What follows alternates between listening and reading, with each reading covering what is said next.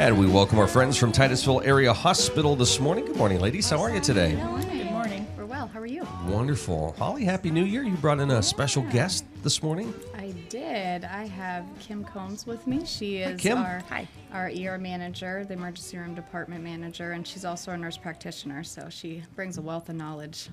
Very nice. For us, It's yeah. kind of an important position, I would imagine. It is. It's the doorway to the hospital, so I try to make it a welcoming place and a place where we take good care of people. And we know that, Holly, those wait times in the ER have drastically dropped. They have, and that's all Kim's work. She's done a great job in educating her staff and putting processes in place, and that's all thanks to Kim. And we have Dr. Newhooks, our medical director in the ER, and he does a fantastic job as well. So kudos to them for making that happen. Yeah, Kim, how big of a challenge was that? It was a lot of teamwork, and everybody bought into it. I mean, they understand the importance of getting people through and seen quickly so that we can take really good care of them. And it went from lab to radiology to all of my staff, including the registration people. So it was a complete team effort, and everybody really pulled together. Yeah, big undertaking, I would imagine. And, when you're talking the emergency room, obviously people are going in there for the most part because they think there's an emergency, that So in their mind, I'm sure time just slowly ticks when that's probably not necessarily the case, that they are actually getting in at a good time. But, again, when you're talking about somebody due to the who's circumstance, it's like you want to see somebody right now. And, Yes. But again, congrats on those changes. Now, do you still see, even at this point, little things that you can adjust here or there? There's always new things to adjust, and there's always things that we can improve, and we continue to work on that. And we keep track of our quality control issues, and when we see things, we improve as we can address things.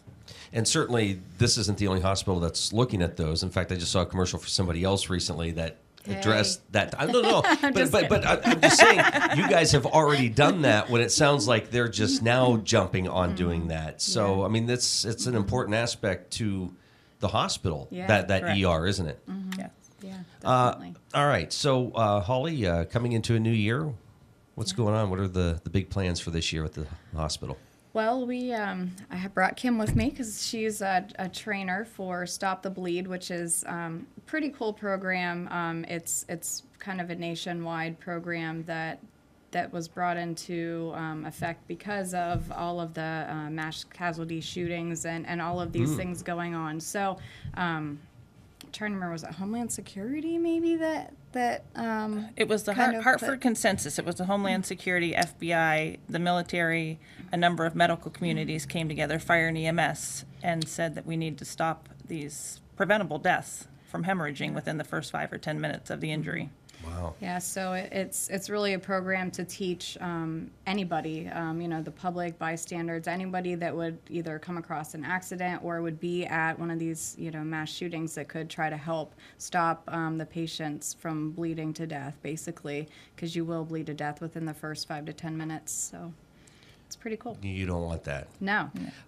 How difficult is it today when everybody is so happy and, you think you're doing being a good Samaritan, pulling over and helping somebody at the scene of an accident, and maybe something doesn't go right. Do people hesitate, do you think, when it comes to a situation like that? Do I jump in and help, or am I going to get sued for it? Yeah, Does that come to mind, or is that... I don't know. I mean, I guess in my mind, if I were to come to a scene of the accident, my first instinct would just to be to help somebody, and I guess later if I get sued.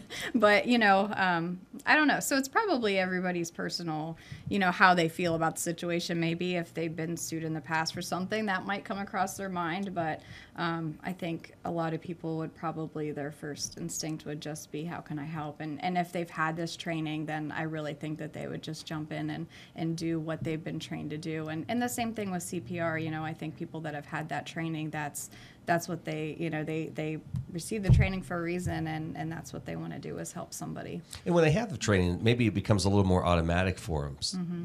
That reaction time is a little quicker because they know, oh, yeah, I learned this. Let me jump into it. Yeah. So what sort of things will be taught in the class? The class teaches a series of basic steps. It's a 1-hour class. It's a very simple Really? class. Yes. And first of all is to alert 911, first thing. Then ensure the scene is safe, because you don't want to become part of the situation. So make sure the scene is safe. It recommends that you carry gloves in your vehicle or in your purse so that you can protect yourself from bloodborne pathogens. But then you find the victim, identify if they're bleeding. You might have to remove clothes or move clothing aside, because sometimes clothing will compress and you won't see where the bleeding is. Once you find the bleeding, determine if it's life-threatening, and it has a series of things you go through. If it's spurting, if it's pooling, if it's saturating things. And then you want to, I know the spurting thing. If it's a geyser, I would imagine that's a good indication. Yeah. It's a problem. Or if the patient starts to become unconscious or confused. So once you've found the bleeding site, the first thing is to compress it with your hand or hands, with a clean cloth preferably, just to add some pressure, and then don't let up. And if that stops the bleeding, you just hold that until first responders arrive. On the other hand, if it's a deep wound, you want to take something and pack it in. If a shirt, a blanket, anything, pack it in, and once again hold with 2 hands so that that stops the bleeding. Now, if you have a kit, which Stop the Bleed does have kits available, and they provide them to schools and to the military or to the law enforcement, and also businesses and areas around.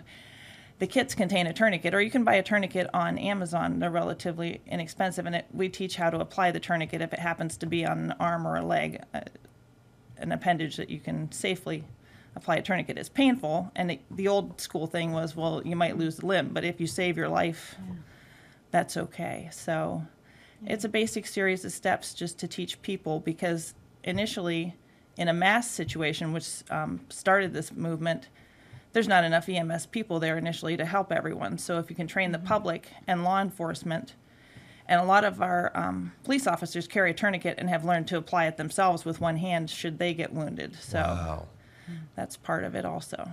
So this will all be taught in the class? Correct. Okay. So the class is going to be held on the 13th of February? Yep. Yes. Okay. At Titusville Hospital, in our conference room. So at 1 o'clock that day. So it'll, go from roughly 1 to 2 o'clock. And it is open to the public. It is free to the public. And then they'll also be doing other classes, as time goes on as well, because there's, you can only, the instructor to participant ratio is 1 to 10. So they can only have 10 people per class, per instructor, for the specific kit, so they can effectively teach everybody. And again, you never know when you would need this kind of training, but it's one of those things that'd be kind of nice to have. Yeah. I mean, if you come across an accident, the chance that, EMS, sometimes if it's a rural area, it takes a while to get there. So it could definitely help. And you're talking, time being a factor. You only have a limited time to react to something like that. Yeah. Correct. All right, so Stop the Bleed, February 13th, 1 p.m. The class is free to the public, and should they call the hospital to register? Yeah, they can call the hospital, but they can also register online. So if they go to titusvillehospital.org, click events, and then they would just search for the class under the events section, and it's really easy. You just put your name and your email address and all of those types of things in there, and then you'll get a confirmation saying that you're registered, and then a day or so before the class you'll get a reminder email about the course as well. All right. It's pretty easy. And that means if I did something like that, I could put away my rusty Swiss Army knife and not have to use it, because that would be bad. Yes. Right. Okay. January is also what? Cervical Cancer Awareness Month. So, it's obviously very important for women to make sure that they have their pap smear and things like that to prevent against cervical cancer. It is very preventable, so it's one of those diseases, if you keep up on it, and if you have an abnormal pap smear that comes back, it's definitely preventable, because those cells will eventually turn into cancer unless they're removed. So catching it early, of course, is really important. More than 12,000 people in the United States a year are diagnosed with cervical cancer. So that's really a lot when you think about it. But really, when you look at the statistics, cervical cancer was one of the leading causes of death years and years ago of females as far as cancer. But now with the pap smears and things like that and those testings, then we're able to prevent it and get ahead of it. So it's great. They also recommend the HPV testing, or I'm sorry, not testing, but vaccines for kids too, because that really is what is causing the cervical cancer in most circumstances. So for the children to get the vaccines is really important, to start those vaccines at age 11. And then they can do vaccines clear up to age 26. So if you haven't had a vaccine and you're in your 20s, under the age of 26, you could still go through. And it's a series of shots, 2 to 3 shots, I believe it is. Before age 15, it's 2 shots, and after 15, it's 3 shots. Okay. Yeah. Yes. So it would just be calling your doctor and scheduling an appointment and getting that done. Yeah, and the pediatricians here, they do that. Obviously it would be optional, for the parent to have them do that, but they recommend doing those shots, and they would always, ask the parent, at the yearly checkups if they want to have that done. So we definitely do it here in the pediatrician's office, and it's very encouraged. And if you're an adult and you maybe haven't gone in to have this done, the testing part of it, can they call the hospital to get information on where to go? Sure, yeah. I mean, any physician would be able to do that, but you have to be under the age of 26. Okay. Now, what about I guess, to visit a gynecologist? Yeah, I mean, they could definitely do it there as well, to get the vaccine. It's part of the vaccine, and the screening every year, or every 3 years is now what they're recommending, starting at age 21, okay, if everything is is normal. And if there's somebody who doesn't have a doctor, maybe they haven't been, maybe they're younger and they think, I don't need to go, or whatever, can they call to find out who they could go to see? Yep, Absolutely. they could call the hospital, and we can get them set up with one of our physicians, and get them in for their, physical, and all of those things could be done at that time. They would definitely have to tell the doctor that that's one of the main reasons they're there, along with the physical, Sure, so they could get that done. Okay. This is the Morning Drill on Stream Television, Armstrong, and the Allegheny News Talk Sports Network. Here with Titusville Area Hospital this morning, and getting caught up on a lot of things. Busy start to the year, Holly. And again, mentioning January is Cervical Cancer Awareness Month. You mentioned, and again, just looking at the slide, more than 12,000 people in the U.S. get cervical cancer.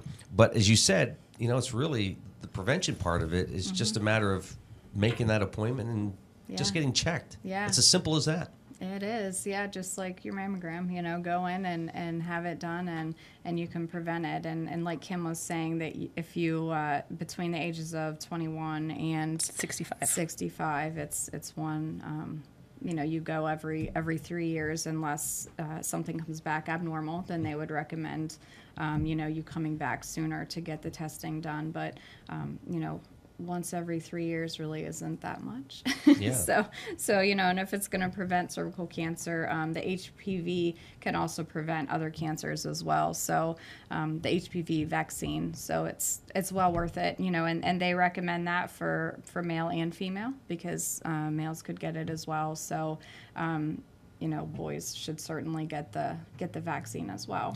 When maybe the kids are at the doctor's, does it say on their charts, will they recommend that if the parents aren't familiar with this, will they say, hey, okay. At the pediatrician's office, Yeah, yes. okay. If it was just a, standard visit for a 19-year-old at one of the other physician clinics that doesn't go to a pediatrician anymore, they might assume that they've already had the vaccine. So if they haven't, then that's why I recommended that they mention it to their physician if they haven't already had it. Okay, great. Now, Holly, you criticized us for eating Christmas cookies last month. Wanted to stick with the carrots. Yeah, and the kale salad. Yeah, I had some broccally. Did you? I ate some Good carrots. job. I ate some carrots too. Now, did you have cheese with the broccoli? Or No, a Good job. little ranch. There you Dipped go. it in the ranch. it. But here we go, cinnamon roll sale. I know. The auxiliary is having a cinnamon roll sale on Friday at the hospital. You weren't invited to their party, were you? Well, I was asked to help promote it. Oh, But, okay. I will still have to pay I'm for all the joking. cinnamon rolls that I buy, and I will be buying them because I love cinnamon rolls. My children love cinnamon rolls, so they would be very angry with me if I came home with nothing. So that's this Friday. That's this Friday, yep. 8 a.m. We will start selling those cinnamon rolls, $3, and they are very large cinnamon rolls. So one will probably last all day. At least I hope it does for me, so I don't go back and get another one. But yeah, 8 a.m. in the lobby of the hospital until they're sold out. So they're only making, I think, 9 or 10 dozen. So they'll probably sell out. So they'll go fast. So They make sure will you go fast, get 'em. yeah. Just the smell of a cinnamon roll makes you melt. Oh, yeah. Kim, maybe some exciting news coming later this year up at the ER? We are really hoping to start renovations come May. Wow. Yes. That's exciting. Yes. Now, Holly was saying you kind of drew everything in crayon on how you Yeah. like to see, how you like everything to flow in the That's right. ER. So now, when you get something like that, does that also change any of the patient wait times, or does it just make it more convenient for you guys to get to where you need to go, and maybe for the folks coming in, it'll make it a little easier for them to navigate the ER? When it's completed, it will actually give us an extra room and another triage room. So that should allow us to see a few more patients. So that should decrease the wait time. And it also is going to improve the flow. That hospital ER was designed quite a while ago. So the architects really took into account how we can improve just making things flow more easily and smoothly. The renovation time will be a little bit difficult because we will lose rooms because we can't move while we're renovating. So it'll be a challenge for a little while, but at the end result, it'll be a lot better for everybody. And everybody, Holly, is still talking about just even coming into the main entrance, and Yeah. it's just so much more of a inviting place to be. Yeah, and we're hoping that that's going to carry into the ER, and the look of the ER is hopefully going to be the same way. And we did our second floor renovations last year at this time, and it looks great up there. So yeah, it's exciting. We're giving it a facelift. And Kim, how much has changed with technology in the last 10, 15 years in the ER? Every year it's something new. We add equipment as we can. We have an ultrasound machine in the ER itself now. We also have our own, it's called a glide scope to assist with intubations. We try not to do those too often, but when it's necessary, it's really helpful for the physician to have that available. We used to have to share one with the OR, and we just keep adding things as we're able to. So Very nice. Well, it sounds like it's going to be very exciting up there, and some big changes to come up at the ER. And again, a couple events to keep in mind. One, Stop the Bleed on the 13th of February. Yep, and the other is cinnamon roll sale coming up this Oh, Friday. there is that.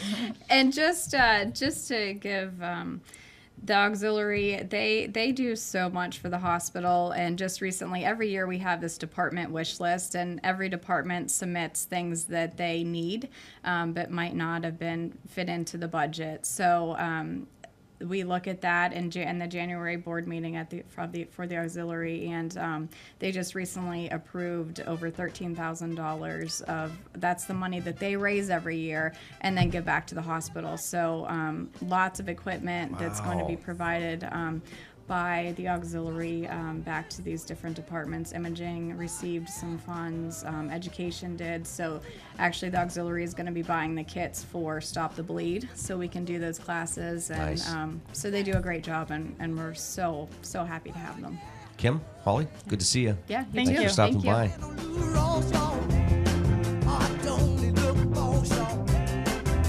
Love to hurt